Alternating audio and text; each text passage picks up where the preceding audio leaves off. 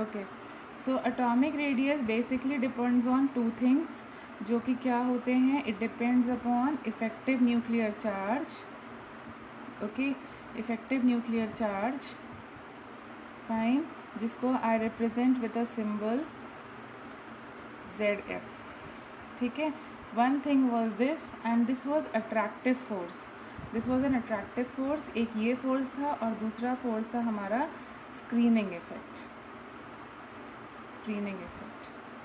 सो अगर मुझे बोला जाता है एटॉमिक रेडियस के लिए, तो हम लोग बोलेंगे एटॉमिक रेडियस जो है वो क्या है? It is indirectly proportional to effective nuclear charge. Effective nuclear charge जितना ज़्यादा होगा उतना एटॉमिक रेडियस कम हो जाता है. And it is directly proportional to screening effect. जितना ज़्यादा स्क्रीनिंग इफेक्ट उतना ज़्यादा हमारा एटॉमिक रेडियस आता है. And that was the reason. जो स्क्रीनिंग इफेक्ट अच्छा नहीं आ रहा था, इसीलिए क्या प्रॉब्लम आ रही थी? इसीलिए प्रॉब्लम आ रही थी कि हमारा जो ये लैंथेनाइड और ट्रांजिशन कॉन्ट्रैक्शन आ रहा था वो इसी वजह से आया, क्योंकि वो लोग इलेक्ट्रॉन्स जो थे वो D और F सबशेल में जा रहे थे और इसकी वजह से हमें जो प्रॉपर रिपल्शन आना चाहिए वो नहीं मिल पा रहा था. So now we are moving ahead. इसी को कंटिन्यू करते हैं, इसी का सेकेंड पार्ट पे जाते हैं, that is called as ionic radius. Now what do you mean by ionic radius? ठीक है, so what do you mean by ionic radius? So ionic radius का मतलब क्या हो जाता है यहाँ पर हमारे लिए कि हमारे पास एक आयन होगा. ठीक है, so basically you know types of ions. Fine. So you know there are two types of ions. You have one that is your cation. So what is a cation? You know it is a positively charged ion. Positively charged ion. And what do you mean by positively charged ion? That means it has lost its electrons. It has lost the electrons. That is why it is positively charged. So cation, that means it will be formed due to loss of electrons. Then we have anions. Second thing, that is we have anions. Now how are anions formed? These are negatively charged ions. These are negatively charged ions. And how are they formed? They are formed by the gain of electrons. Gain of electrons. So basically ionic radius. So basically अगर मुझे ionic radius की definition लिखने को बोला जाएगा, so what will be ionic radius? Ionic radius will basically stand for, ionic radii means, atomic radii means the distance from the centre of the nucleus to the outer most shell. तो यहाँ पर भी it will be what? Ionic radii means the distance from the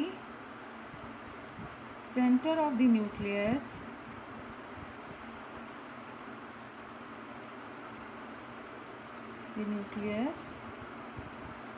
to the outermost shell, to the outermost orbit. Okay, so अब हम लोग एक एक radii को पकड़ करके स्टडी करते हैं. तो supposing I move for cations. Let us talk for cations. So how are cations formed? Cations. So they are formed by the loss of electron. Like for example, ये सोडियम एटम है. ये sodium atom है. तो sodium atom what will be the electronic configuration? अभी हम SPDF में नहीं जा रहे हैं, हम लोग अपना ट्रेडिशनल तरीके से लिख रहे हैं. So supposing what is the electronic configuration of sodium atom? So what will be the electronic configuration of sodium atom? You will write 2, 8 and 1. Okay, now I convert it into sodium ion. So tell me that sodium ion means it will be loss of 1 electron. So loss of 1 electron means it will be lost from the outermost orbit and it will convert into 2, 8. अब इस वाले case में बताओ कितने orbits थे? इस वाले case में नंबर ऑफ ऑर्बिट्स कितने हो गए? In this case there are 3 orbits. whereas when it converts into sodium ion there are only 2 orbits. So obviously जब हम लोग क्या करेंगे, ये मेरा न्यूक्लियस है and supposing if this is my nucleus and then ये मेरा कहीं पर फर्स्ट ऑर्बिट है, सपोजिंग ये मेरा फर्स्ट ऑर्बिट है, देन ये मेरा सेकंड ऑर्बिट है एंड देन ये मेरा थर्ड ऑर्बिट है. Fine. So this is my first orbit, this is my second orbit and this is my third orbit. So tell me yourself, जब मुझे sodium atom की बात करनी होगी, तो if I am talking about sodium atom, so obviously I am going to take the full, I will take the full this. Sodium atom का मतलब है यहाँ से यहाँ तक का पूरा डिस्टेंस. ठीक है, सोडियम एटम का मतलब है this is the centre of the nucleus and this whole distance. Can you follow this? This whole distance is the radius of sodium atom. But जब मुझे बोला जाएगा सोडियम आयन का रेडियस निकालने के लिए, then obviously you can see your self, हमें कितना रेडियस लेना पड़ेगा, वो सिर्फ कहाँ से होगा, यहाँ सेंटर से स्टार्ट होगा और यहाँ तक. So this much is the radius of sodium ion. Can you see? So can you say the radius of the cation is decreasing with respect to its atom. Cation का radius कम हो जाता है with respect to its atoms. दूसरी चीज़, दूसरा तरीका कैसे बता सकते हैं, दैट इज़ दूसरे तरीके से ऐसे एक्सप्लेन कर सकते हैं. Another way of explaining this is by effective nuclear charge. यहाँ पे देखो इफेक्टिव न्यूक्लियर चार्ज. ठीक है, सो यहाँ पर देखो 11 protons were pulling 11 electrons. Okay, so effective nuclear charge निकाल लेते हैं. सो इस केस में देखो 11 protons were pulled by 11 electrons. ठीक है, in this case what is happening, 11 protons are pulling 10 electrons. So can you see there is an increase in the effective nuclear charge? Can you see here it was coming to be 1 and here it is coming 1.1. So again increase in effective nuclear charge tells us what?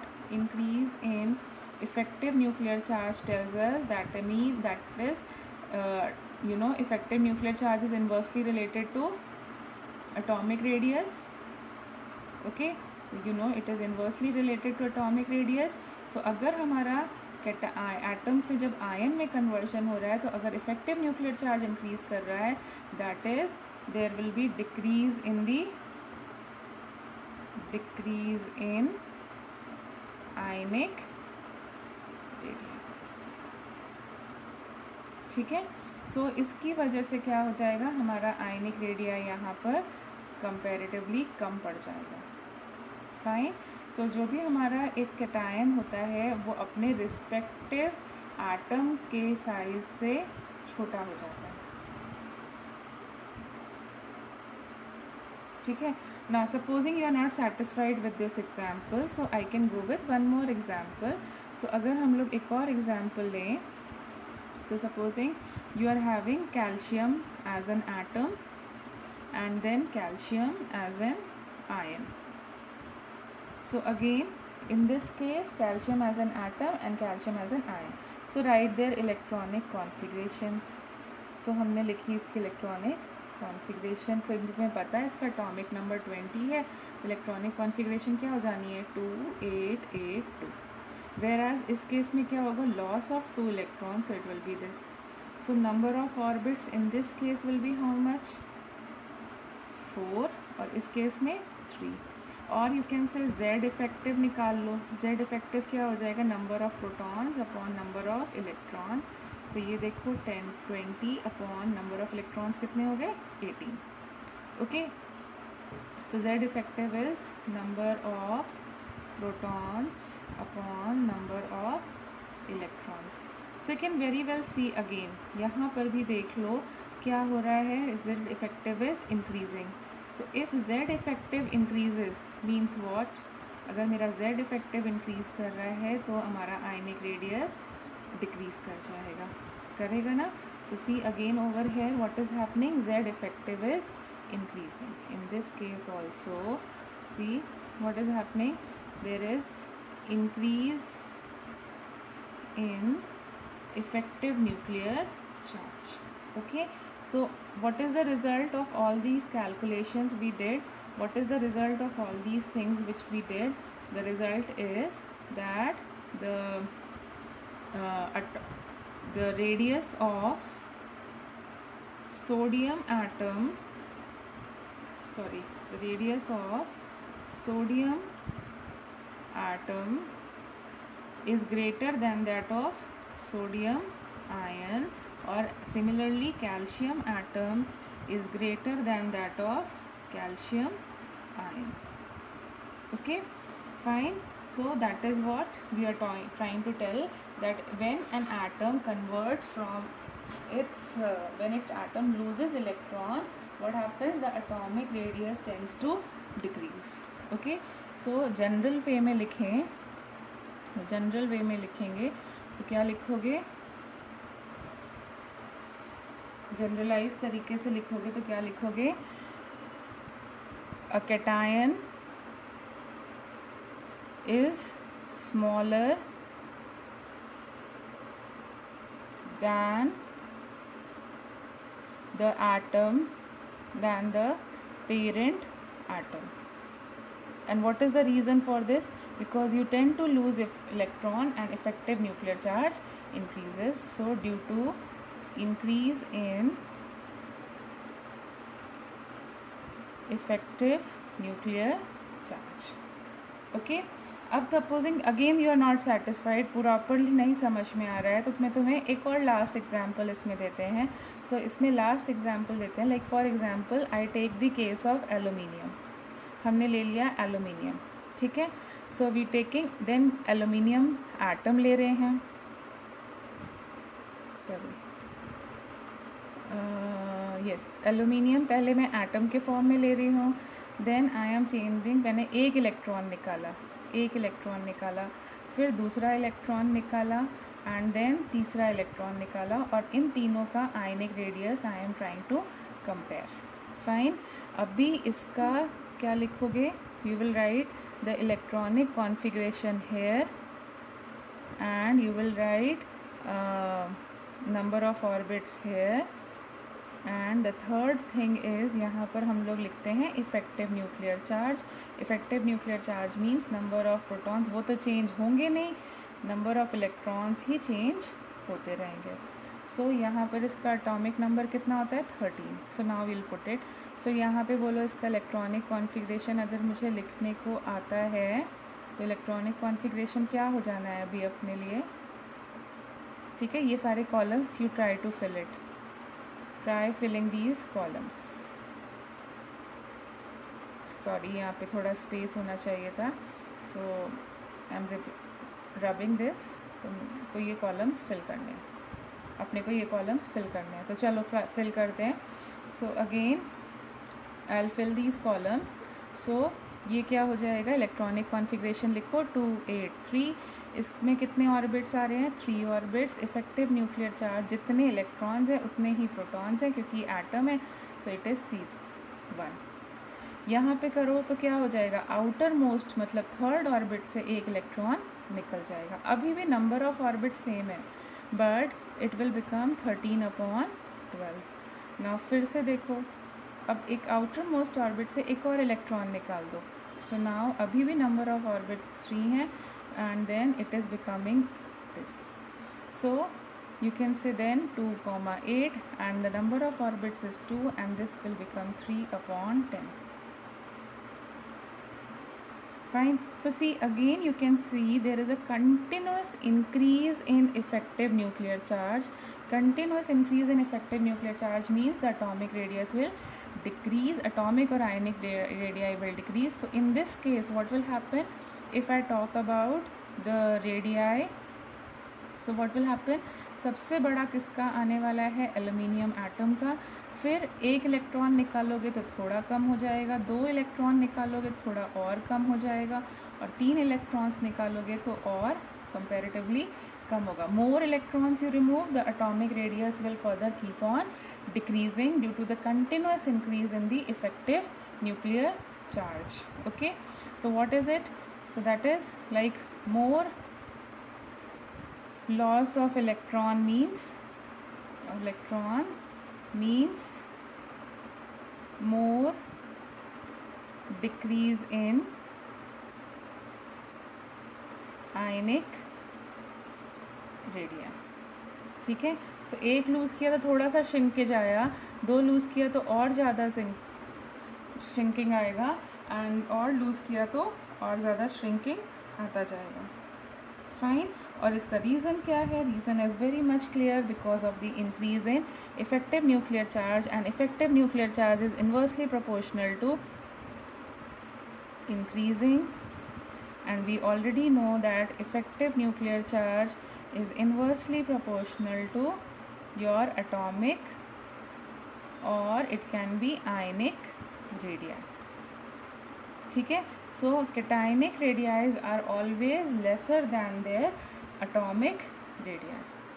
Now moving further, अब इसी चीज़ को हम लोग compare करते हैं for anionic radii. तो anionic radii क्या हो जाएगा? Anionic radii. So how is an anion formed? Again, it will be what? The distance from the center of the nucleus to the outermost orbit of the anion. So the distance from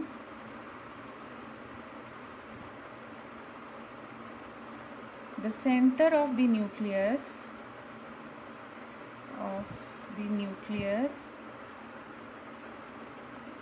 to outermost anion, then it is your anionic radii. Outermost orbit of an anion, then it is your anionic radii. ठीक है, सो जैसे for example हम लोग एक question के format में ही करते हैं. सो फॉर एग्जांपल हम लोगों ने लिया chlorine atom. Okay, so I'm talking about chlorine atom, and then it gained one electron. तो एक इलेक्ट्रॉन की वजह से एक नेगेटिव चार्ज आएगा, तो इसलिए this. Fine.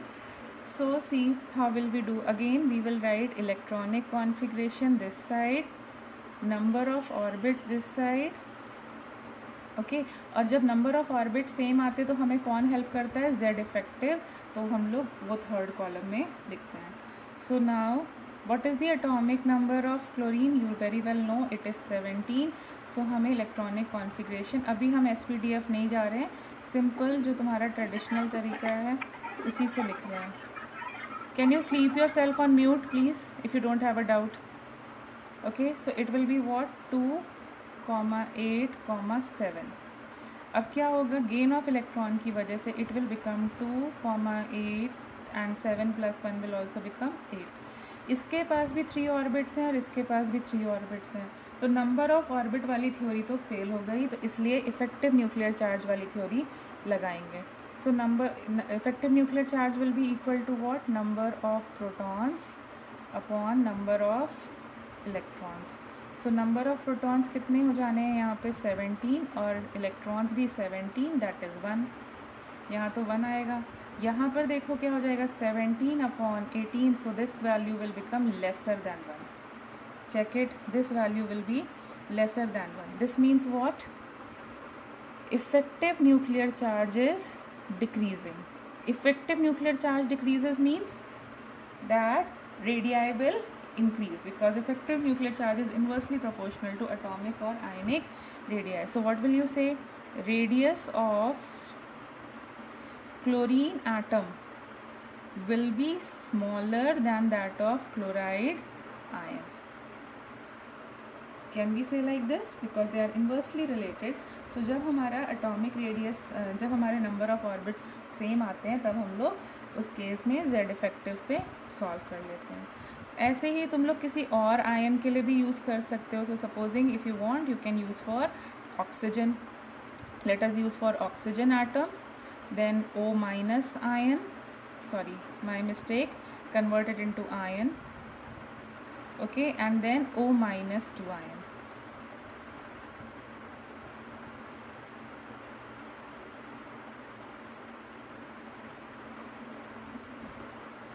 So now I am talking about एक और example, oxygen atom, O- ion with a single charge and then O minus 2 ion. Okay, so अभी फिर से करो इसका. So ये होता है 8. तो इलेक्ट्रॉनिक कॉन्फ़िगरेशन, इसी को मैं वापस से रिपीट कर रही हूँ, दोबारा नहीं लिख रही हूँ, टाइम सेव हो जाएगा. सो 2,6 ये क्या हो जाना है 2,6 + 1 एंड 2,8. सो यहाँ पर फिर से हमारी एटॉमिक रेडियस वाली थ्योरी फेल हो रही है. So number of orbits are coming 2, 2 and 2. सो अगर वो फेल हो रही है तो हम z इफेक्टिव निकाल लेंगे.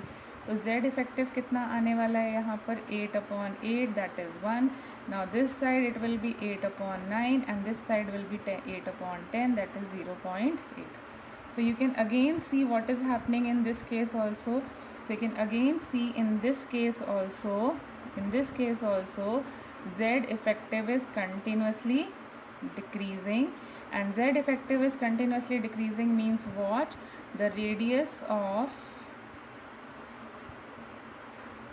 oxygen atom will be smaller than O minus ion, and then who will have the largest radius? O minus 2 ion. Can you follow this thing? ठीक है, तो अभी तक जिसको okay, can I say like this? The more electrons I am gaining, the size is becoming larger. See, एक electron gain किया था तो थोड़ा साइज बढ़ा, और गेन किया तो और बढ़ता गया. 2 इलेक्ट्रॉन्स गेन किया तो और साइज बड़ा हो गया. और as a practice you can do it as a homework कि तुम कोई और ले सकते हो, जैसे तुम फॉस्फोरस ले सकते हो और उसका इफेक्टिव न्यूक्लियर चार्ज से कंपेयर करके बता सकते हो. So what is it about that? Generalise तरीके से हम लोग लिखें. So in a generalised manner, what is it about? That is the radius of a metal is smaller than its anion. On gaining an electron, the ionic radii increases. ठीक है, of the metal, same metal के anion से बड़ा हो जाता है. And moreover, more electrons you gain, more electrons gain means ionic radii will increase. Ionic radii उतना ही बढ़ता जाता है. And what is the reason for this? Because as you keep on gaining electrons, effective nuclear charge continuously decreases. ठीक है, like for example, अभी तुमने पूछा कैसा क्वेश्चन आता है, तो मैं तुम्हें एक क्वेश्चन ही बताती हूँ. ठीक है, क्वेश्चन ही करके बताओ. So the question is somewhat like this. Question is somewhat like this कि if I ask you arrange, supposing I give you, arrange oxygen O positive, then O minus and oxygen atom according to their radii. ठीक है, अब तुम्हारे पास ये question आ जाता है O positive, O minus and oxygen. So फिर से तुम क्या करने वाले हो? So again you will write. ठीक है, हम सारी स्पीशीज़ का नाम लिख देते हैं. सो हम सारी स्पीशीज़ का नाम लिखते हैं तो हमारे पास कौन कौन सी स्पीशीज़ है? O minus, this and O. ठीक है, एंड देन हम उनकी इलेक्ट्रॉनिक कॉन्फ़िगरेशन लिखते हैं. सो अगर हम इसकी इलेक्ट्रॉनिक कॉन्फ़िगरेशन लिखेंगे तो क्या हो जाएगी electronic configuration? You will right, इसका क्या हो जाना है 2,6 होना चाहिए, बट आई विल राइट 2,5. इसका क्या हो जाना है 2,6 होना चाहिए, but gain of 1 electron 2,7 and this will be 2,6. अब नंबर ऑफ ऑर्बिट से हम पहले कंपेयर करते हैं. सो नंबर ऑफ ऑर्बिट्स क्या आने हैं यहाँ पर? It is 2, 2 and 2. तो पहली थ्योरी फेल हो गई. सो सेकेंड थ्योरी पे गए, that is Z effective. Z effective क्या हो जाना है? इसका एटॉमिक नंबर है 8. So this will become what? 8/, come on, it will B 7. Then this will become what? 8/9, and this will be what? 8/8. Okay, so check it out. This value will be greater than 1, this value will be lesser than 1, and this value will be equal to 1. So what is this telling me? That Z effective का order क्या है? Z effective का order क्या है? किसका value सबसे ज़्यादा आ रहा है? O माइनस सबसे बड़ा है, then it is oxygen atom, and then O positive atom. So if this is the case, you know Z effective Z effective is inversely proportional to radii, atomic हो चाहे आयनिक.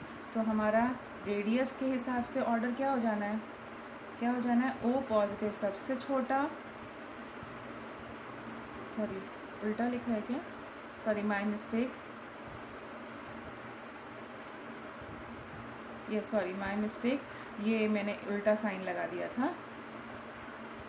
ठीक है. सो किसका रेडियस सबसे छोटा हो जाना है, O पॉजिटिव सबसे छोटा, and this will become greatest, opposite relationship. ठीक है. सो किसी भी, ये जनरलाइज तरीका है कि तुम्हारा एटम से अगर तुम कैटायन बनाओगे तो एटॉमिक रेडियस छोटा आएगा और एनायन का एटॉमिक रेडियस बड़ा आएगा. ओके. सो जो मेटल का कैटायन बनेगा उसका एटॉमिक रेडियस छोटा आने वाला है और एनायन का एटॉमिक रेडियस बड़ा आने वाला है. ठीक है. यस से क्वेश्चन ऐसा आ जाएगा, क्वेश्चन इस टाइप का आ जाएगा, arrange the following, okay, in increasing or decreasing order of atomic or ionic radii, increasing order of radii. ठीक है. सो अभी तुम्हारे मन में एक और कन्फ्यूजन चल रहा था कि number of protons upon number of electrons, क्या ये फॉर्मूला है. ये दोनों चीज़ों जो तुम्हारे मन में डाउट में आ रही थी, मैं दोनों चीज़ें एक साथ आंसर कर रही हूँ. ठीक है. So I am answering them as in कि क्या ये आइसो इलेक्ट्रॉनिक हैं या नहीं है. देखो तुमने पूछा था ना कैसे क्वेश्चंस आएंगे, so that's what I am telling you, इस टाइप से क्वेश्चंस आएंगे.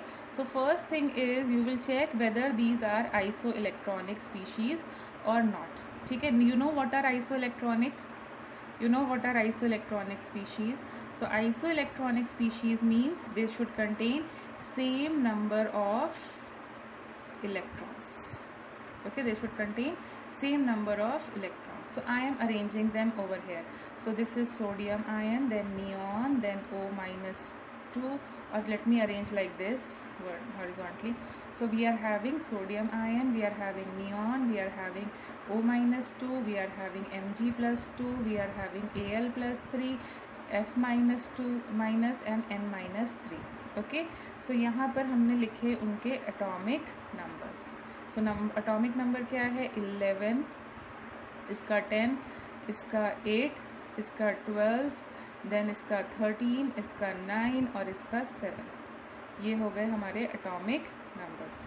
फाइन. अब देखो number of electrons, right, number of electrons. So ये क्या हो जाएगा, 11 माइनस 1, ये तो 10 ही रहेंगे, ये 8 plus 2, then again 10 minus 12 minus 2, 13 minus 3, and then 9 plus 1 and then 7 plus 3. They all are coming to be 10, मतलब ये सारी आइसोइलेक्ट्रॉनिक स्पीशीज हैं. So for isoelectronic species, because the number of orbit in all the cases will come out to be same, they are containing same number of electrons, so number of orbit same आएगा. तो जब हमारी number of orbit वाली theory fail हो जाती है तब हम लोग Z इफेक्टिव वाली थ्योरी को पुट करते हैं. और Z इफेक्टिव वाली थ्योरी क्या बोलती है, सो जब हमारी ये एटॉमिक नंबर वाली थ्योरी, नंबर ऑफ ऑर्बिट वाली theory, it is coming same, जब ये सेम आ रही है तब Z इफेक्टिव वाली थ्योरी पुट करोगे और तब वही वाला फॉर्मूला पुट करोगे. Here you can say Z effective is equal to number of protons upon electrons. तो यहाँ नंबर ऑफ प्रोटॉन्स कितने हो जाने हैं, यहाँ कितने हो जाने हैं, ठीक है, यहाँ कितने हो जाने हैं, नंबर ऑफ प्रोटॉन्स तो वही रहेंगे और इलेक्ट्रॉन्स 10 हो गए. यहाँ पर क्या हो जाएगा, 12 upon 10, here it will be 13 upon 10, here it will be 9 upon 10, okay, 9 upon 10, and here it will become 7 upon 10. ठीक है, check it out. So when will you use the formula for effective nuclear charge, जो तुमने मुझसे पूछा था, that is you will use when the number of orbits are similar. So Z effective, the formula number of protons upon electrons is to be used when the number of orbits are same. So in this case check it yourself. If you check it yourself, okay, yes, any problem, yes.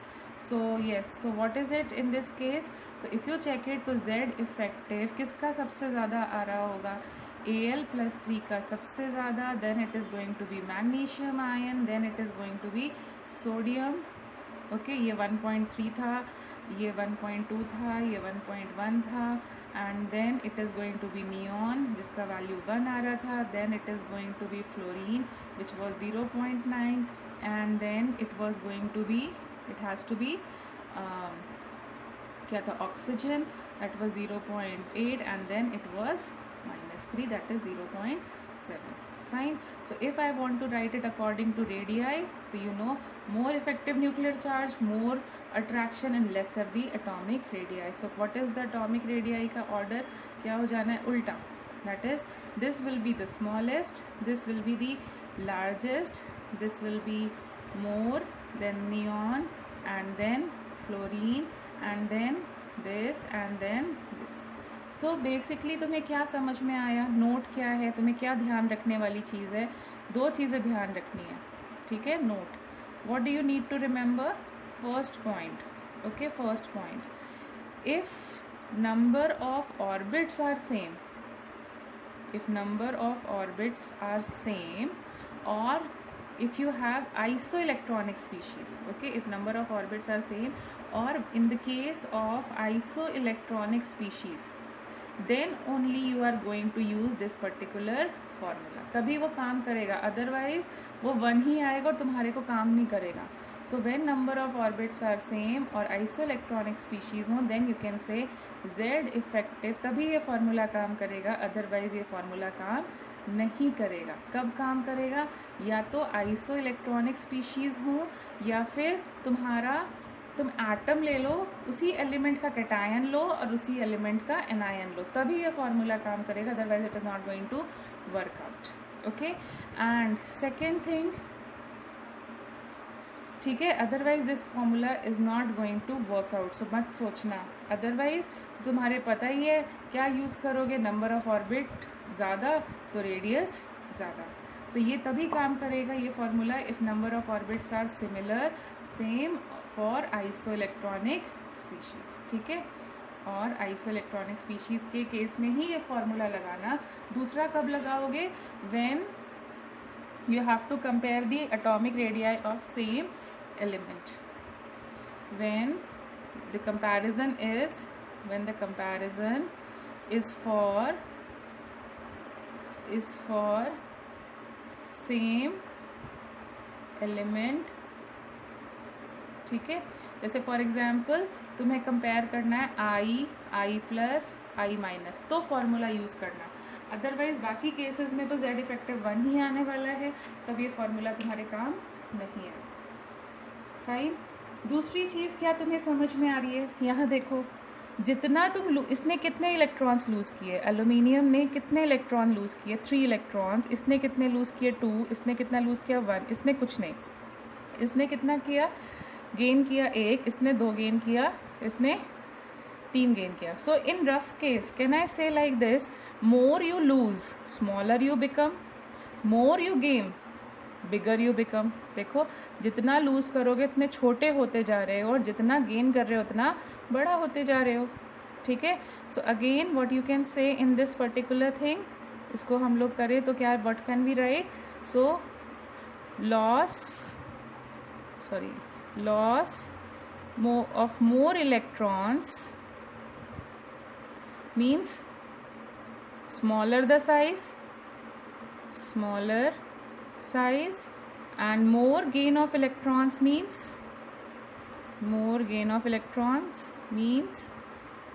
bigger the size.